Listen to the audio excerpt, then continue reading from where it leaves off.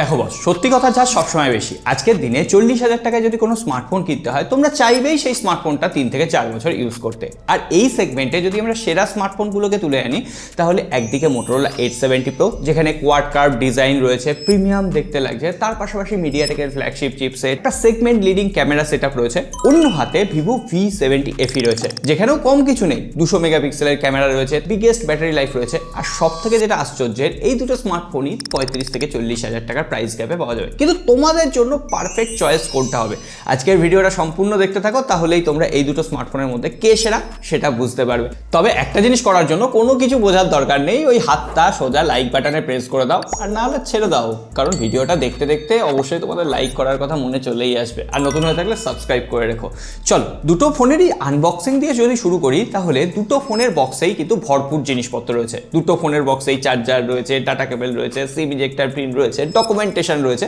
তবে হ্যাঁ, ভিভোর বক্সে একটা এক্সট্রা টিপিইউ কেস রয়েছে, আর মোটরোলা বক্সে আমার মতো ফিফা লাভারদের জন্য এক্সট্রা সারপ্রাইজ রয়েছে। মোটরোলা হচ্ছে অফিসিয়াল স্মার্টফোন পার্টনার ফিফা, আর এটার জন্য মোটরোলা কিন্তু তোমাদের জন্য আরেকটা এক্সাইটিং অপরচুনিটি দেবে, সেটা নিয়ে ভিডিও শেষে গিয়ে কথা বলছি। তার আগে ডিজাইন আর বিল্ড কোয়ালিটিটা একটু পরখ করে নিই। এখানে বাক্স থেকে ফোনটা যখনই হাতে নিয়েছি তখনই মনে হয়েছে ফোনটা কতটা কমফোর্টেবল ভাই। তার সঙ্গে সঙ্গে Motorola signature style marble luxury finish হাতে আলাদাই একটা ফিল দিচ্ছে। আর তার উপরে এখানে যেহেতু কোয়াড কার্ভ ডিজাইন, ফোনটা কিন্তু যথেষ্ট পাতলা, মাত্র 6.99 mm থিক। তার মানে বুঝতেই পারছো ফোনটা কিন্তু হাতে ধরে যথেষ্ট কমফোর্ট ফিল হচ্ছে। তার উপরে বিভিন্ন ধরনের অ্যাট্রাকটিভ কালার ভ্যারিয়েন্ট রয়েছে, তোমাদের পছন্দ মতো তোমরা নিতে পারো। এখানে একটা কালার রয়েছে Pantone tea in satin luxe finish, আর একটা রয়েছে Pantone lily white in marble finish, আর সব থেকে যেটা আকর্ষণীয় লাগছে Pantone titan and tailored fabric finish. তোমাদের এই কুল কালারগুলোর মধ্যে কোনটা সব থেকে বেশি আকর্ষণীয় লাগছে আগে কমেন্ট করো তো। যাই হোক, এই আকর্ষণীয় ফ্যাব্রিক ফিনিশগুলোর সাথে সাথে মোটরোলা কিন্তু এবার একটা AI ডেডিকেটেড বাটন দিয়েছে। তোমরা স্মার্টফোনটা ধরলে তোমাদের বাঁ দিকে ঠিক ওপরের দিকে, যেটা পজিশনিং একদম পারফেক্ট, এটা তোমরা প্রেস করে মোটো AI কে অ্যাক্টিভেট করতে পারবে। মোটো AI এর যে এক্সাইটিং ফিচারগুলো তোমরা হাতের ডগাতেই ইউজ করতে পারবে। আর সত্যি কথা বলতে এই ছোট ছোট অ্যাড অনগুলো তোমার স্মার্টফোনের ইউজার এক্সপিরিয়েন্সকে অনেক বেটার করবে। আর মোটো AI কি কি ফিচার রয়েছে সেটা সফটওয়্যার সেকশনে বলবো, কিন্তু এবার ভিভো V70e কি তাহলে পিছিয়ে যাবে? না, ভিভো V70 FEও কিন্তু যথেষ্ট দেখতে সুন্দর, প্রিমিয়াম ফিল দিচ্ছে, হাতে অ্যাস্থেটিকই লাগছে। কিন্তু এটার সব থেকে বড় ডিফারেন্স হচ্ছে এটা কিন্তু বক্সি ডিজাইনের সাথে আসছে, কার্ভ ফিল দিচ্ছে না।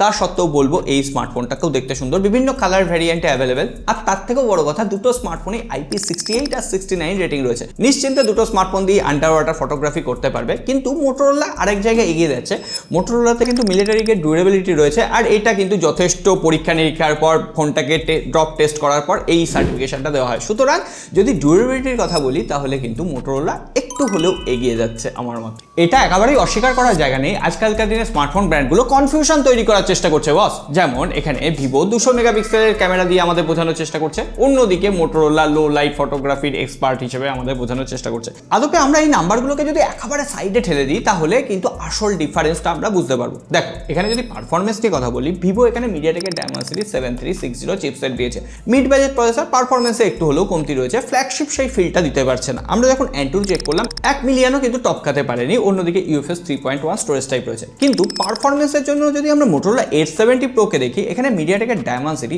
8500 এক্সট্রিম চিপসেট রয়েছে, যেটা কিন্তু ফ্ল্যাগশিপ ক্যাটাগরির কাছাকাছি পৌঁছে যায়। আর এই চিপসেটের জন্য কিন্তু এর অ্যান্টুটু বেঞ্চমার্ক অনেকটা বেড়ে গেছে। তার পাশাপাশি এখানে UFS 4.1 স্টোরেজ টাইপও রয়েছে, DDR5X RAM রয়েছে। আর পারফরমেন্স যখন আমরা টেস্ট করতে গেছি বুঝতে পেরেছি এখানে মোটরোলা স্মার্টফোনটা যথেষ্ট স্মুথ পারফরমেন্স প্রোভাইড করছে, মাল্টিটাস্কিং এ আরো বেশি এফিশিয়েন্ট, এমনকি 144 হার্জের যে রিফ্রেশ রেটটা সেটা এই চিপসেটের সাথে অপটিমাইজ হয়ে যায়। স্মার্টফোনটা একদম বাটারি স্মুথ ফিল হচ্ছে। আর এটার এফেক্ট পড়েছে গেমিং সেকশনে। আমরা BGMI টেস্ট করেছি দুটো স্মার্টফোন দিয়েই।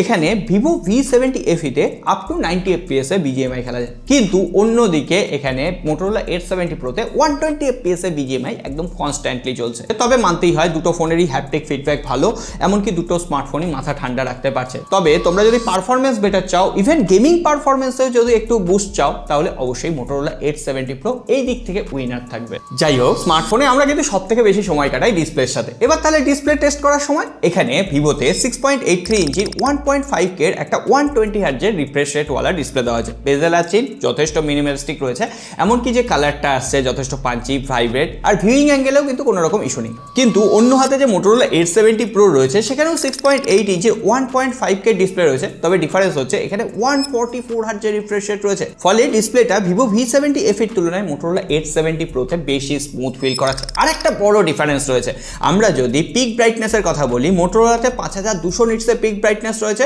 আর ভিভোতে মাত্র 1900 নিটসের। কিন্তু আমরা দুটো ডিসপ্লেকেই সানলাইটে ইউজ করে দেখেছি, অবশ্যই মোটোরোলা 870 প্রো এর ডিসপ্লেটা ডাইরেক্ট সানলাইটে একটু ব্রাইটনেস বেশি লাগছে, ভাইব্রেন্ট কালার প্রোভাইড করছে। আর তার পেছনে আরেকটা কারণ হচ্ছে মোটোরোলা এখানে প্যান্টন ভ্যালিডেটেড ডিসপ্লে দিয়েছে। আর আমরা দুটো স্মার্টফোনকেই ইনডোরে 4K HDR ভিডিও চালিয়ে দেখেছি, ভিউইং অ্যাঙ্গেলে কোনো রকম ইস্যু নেই। তবে কার্ভ ডিসপ্লে থাকায় মোটোরোলার ডিসপ্লেটা না একটু বেশি ভাইব্রেন্ট লাগছে আমার কাছে। আর দুটোতেই ডুয়েল স্টিরিও স্পিকার রয়েছে।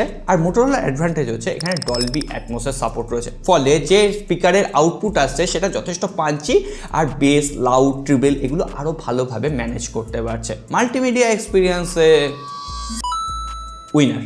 ওহো, ক্যামেরাটাই তো বাদ পড়ে গেছে। এবার তাহলে ক্যামেরার লড়াইটা দেখে নি। এখানে ভিভোতে 200 মেগাপিক্সেলের প্রাইমারি শুটার রয়েছে, 8 মেগাপিক্সেলের আল্ট্রা ওয়াইড অ্যাঙ্গেল লেন্স রয়েছে। তবে ক্যামেরার সাথে সাথে না চিপসেটটাও একটা ভাইটাল রোল প্লে করে ক্যামেরার যে ফটোগুলো তোলা হবে সেটার অপটিমাইজেশনের ব্যাপারে। এখানে মোটোরোলা কিন্তু ওই নাম্বারে দৌড়ে যায়নি, এখানে 50 মেগাপিক্সেলের সনি লাইটিয়া 710 একটা ওয়েল অপটিমাইজ সেন্সার ব্যবহার করেছে। তার পাশাপাশি 50 মেগাপিক্সেলের আল্ট্রা ওয়াইড অ্যাঙ্গেল লেন্স। আমরা দুটো স্মার্টফোন দিয়ে বেশ কিছু ছবি পাশাপাশি তুলেছি। দেখো এখানে যদি আল্ট্রা ওয়াইড অ্যাঙ্গেল শটগুলোর কথা বলি তাহলে এখানে ক্লিয়ার উইনার তো মোটোরোলা, কারণ এর যে কালার শিফটিংটা কম হচ্ছে ভিভোর থেকে, আর শার্প ইমেজ ক্যাপচার করছে আল্ট্রা ওয়াইড অ্যাঙ্গেল লেন্সও। এছাড়াও মোটোরোলাতে আরেকটা অ্যাডভান্টেজ আমি পেয়েছি, মোটোরোলাতে 4K 60 fps এ প্রত্যেকটা সেন্সার দিয়ে তোমরা ভিডিও শুট করতে পারবে, সেটা আল্ট্রা ওয়াইড অ্যাঙ্গেল লেন্স হোক, 1x হোক, 2x হোক, সেলফি ক্যামেরাতেও 4K 60 fps। আর আমি এটা দেখে তো হয়রান হয়ে গেছি, ম্যাক্রো ভিডিও তোমরা 4K 60 fps এ মোটোরোলা দিয়ে শুট করতে পারবে। কিন্তু ভিভোতে 4K 30 fps এর সুযোগ রয়েছে। আর দুটোতে স্টেবিলিটি আমি ভিডিও রেকর্ড করেছি, তোমরা দেখলেই একটা আন্দাজ পেয়ে যাবে। বাদবাকি আমরা আউটডোরেও বেশ কিছু ছবি তুলেছি। দুটো স্মার্টফোনই কিন্তু exposure control, dynamic range, lighting effect এগুলো ঠিকঠাক ম্যানেজ করতে পারছে। কিন্তু মোটোরোলা একটু social media ready footage provide করছে, যেটা আদপে দেখতে ভালো লাগছে। আসলে এই ধরনের ছবি কালার বুস্টই আমরা হয়তো চাই আজকালকার দিনে। যাই হোক, এবার লো লাইট স্যাম্পেলও তোমরা বেশ কিছু দেখে নাও। লো লাইট স্যাম্পেলেও কিন্তু শার্প ইমেজ ক্যাপচার করতে পারছে মোটোরোলা ভিভোর তুলনায়। ভিভো খারাপ এটা বলছি না, তবে লো লাইটে অপটিমাইজেশন একটু মোটোরোলা বেটার করছে। আর 50 মেগাপিক্সেলের সেলফি ক্যামেরা দুটো স্মার্টফোনেই রয়েছে, আর দুটোতেই স্কিন টোন ওভারঅল ভালোভাবে মেনটেন করতে পারছে, সোশ্যাল মিডিয়া রেডি দিচ্ছে।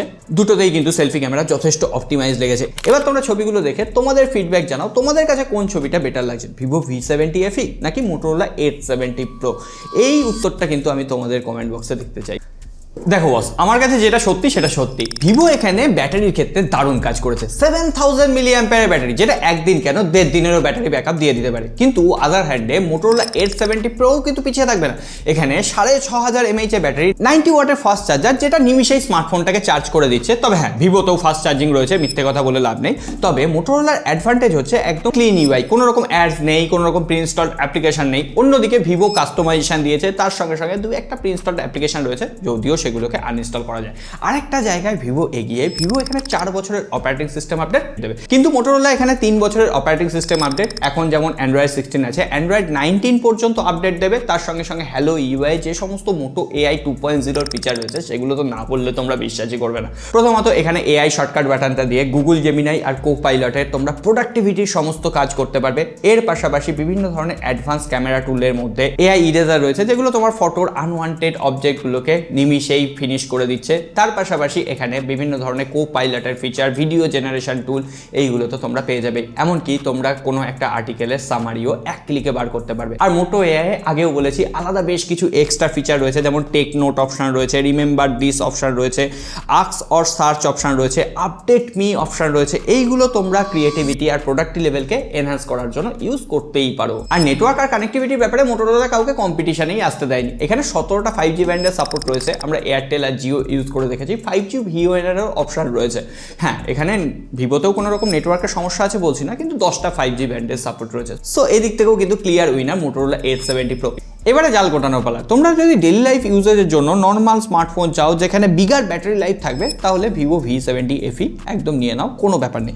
কিন্তু তোমরা যদি কন্টেন্ট ক্রিয়েশনের জার্নিতে থাকো, বেস্ট গেমিং এক্সপিরিয়েন্সের সঙ্গে সঙ্গে ফ্ল্যাগশিপ ফিল চাও, তাহলে মোটোরোলা 870 প্রো কিন্তু একদম এই সেগমেন্টে পারফেক্ট একটা অপশন হতে পারে। আর তাছাড়া বলেছিলাম না, মোটোরোলা 870 প্রো এর বক্সে একটা তোমাদের জন্য সারপ্রাইজ রয়েছে। তোমরা যদি 29 এপ্রিল থেকে 29 মে এর মধ্যে এই স্মার্টফোনটা কেনো, তাহলে বিভিন্ন ধরনের ফিফার গুডিজ পেয়ে যাবে, যেহেতু এটা ফিফার অফিসিয়াল অফিসিয়াল স্মার্টফোন, তার পাশাপাশি 10জন মেগা উইনার একদম লাইভ ফিফা এনজয় করতে পারবে, যাওয়া থাকা একদম ফিফার টিকিট কোনো রকম কস্ট লাগবে না। আর বাদবাকি ডিটেলস তোমরা মোটোরোলা অফিসিয়াল সাইটে পেয়ে যাবে।